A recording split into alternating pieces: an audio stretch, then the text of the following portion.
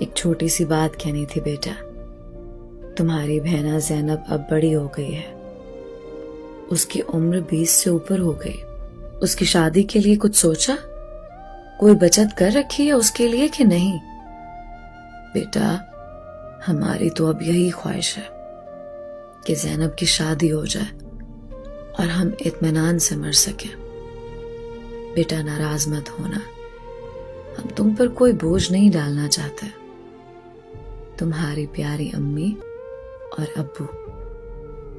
پیارے ابو جان اور امی جان، آج مجھے پردیس میں 14 سال ہو گئے. یہاں کوئی اپنا نہیں ہے. دن رات گدھے کی طرح کام کر کے میں بیزار ہو چکا ہوں. کمہار کا گدھا جب دن بھر کام کرتا رہتا ہے تو رات کو گھر لا کر اس کا مالک اس کے آگے پٹھے ڈال دیتا ہے اور اسے پانی بھی پلاتا ہے. پر میرے لیے تو وہ بھی کوئی نہیں کرتا. کھانا پینا بھی مجھے خود ہی کرنا پڑتا ہے. بس اب میں ویزا ختم کروا کر واپس آنے کا سوچ رہا ہوں.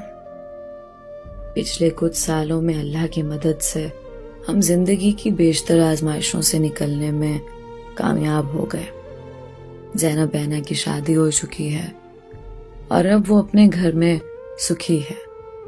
اس کے سسرال والوں کو خوش رکھنے کے لیے میں اکثر تحفے تحائف بھی بھیج دیتا ہوں.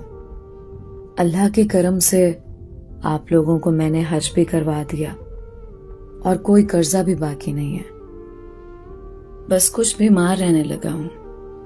بی پی بڑھا ہوا ہے اور شوگر بھی ہو گئی ہے.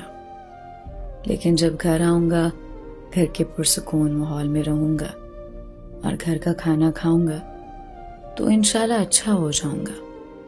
اور ویسے بھی اگر یہاں مزید رہا تو میری تنخواہ تو دوائی دارو میں چلی جائے گی. وہاں آ کر کسی حکیم سے سستی دوائی لے کر کام چلا لوں گا.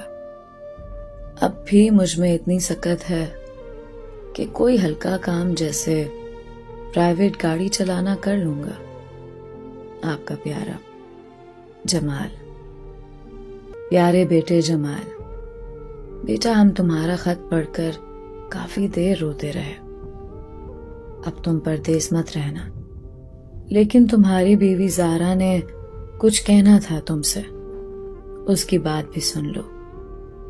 پیارے جمال، میں نے کبھی آپ کو کسی کام کے لیے مجبور نہیں کیا اور کسی چیز کے لیے کبھی ضد نہیں کی، لیکن اب مجبوری میں کچھ کہنا پڑ رہا ہے مجھے. آپ کے بھائی جلال کی شادی کے بعد آپ کے والدین تو مکمل طور پر ہمیں بھول چکے ہیں. ان کا تمام پیار نئی نویلی دلہن کے لیے ہے. میں نے تو یہ بھی سنا ہے کہ وہ آبائی گھر جلال کو دینے کا سوچ رہے ہیں. ذرا سوچئے، اگر آپ یہاں آ گئے اور مستقبل میں کبھی اس بات پر جھگڑا ہو گیا تو ہم اپنے چھوٹے چھوٹے بچے لے کر کہاں جائیں گے؟ اپنا گھر ہر انسان کی بنیادی ضرورت ہے. آپ کو پتہ ہے سیمنٹ سریا کی قیمتیں کتنی ہیں؟ مزدوروں کی دہاڑی آسمان سے باتیں کر رہی ہے. یہاں رہ کر ہم کبھی بھی اپنا گھر نہیں بنا سکیں گے. لیکن میں آپ کو پریشان نہیں کرنا چاہتی.